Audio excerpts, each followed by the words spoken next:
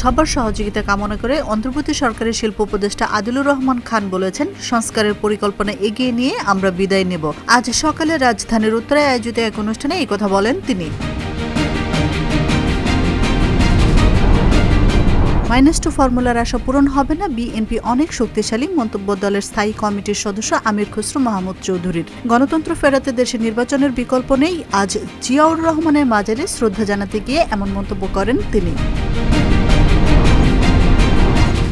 রাজধানীর উত্তরা পূর্ব থানা থেকে পালানো সাবেক ওসি শাহ আলমকে গ্রেফতারে সারা দেশে রেড অ্যালার্ট জারি করা হয়েছে। দুপুরে উত্তরা বিভাগের উপ পুলিশ কমিশনার রওনক জাহান গণমাধ্যমকে এ তথ্য জানিয়েছেন।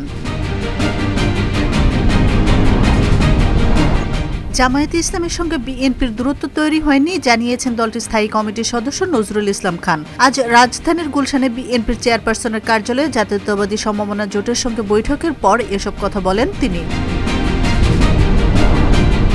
ভারতের আবহাওয়া দপ্তরের ১৫০ বছর পূর্তি উপলক্ষে আয়োজিত অবিভক্ত ভারত সেমিনারে অংশগ্রহণের জন্য পাকিস্তান ও বাংলাদেশকে আমন্ত্রণ জানিয়েছে দিল্লি। পাকিস্তান তার অংশগ্রহণের বিষয়টি নিশ্চিত করলেও বাংলাদেশের পক্ষ থেকে এখনো কিছু নিশ্চিত করা হয়নি।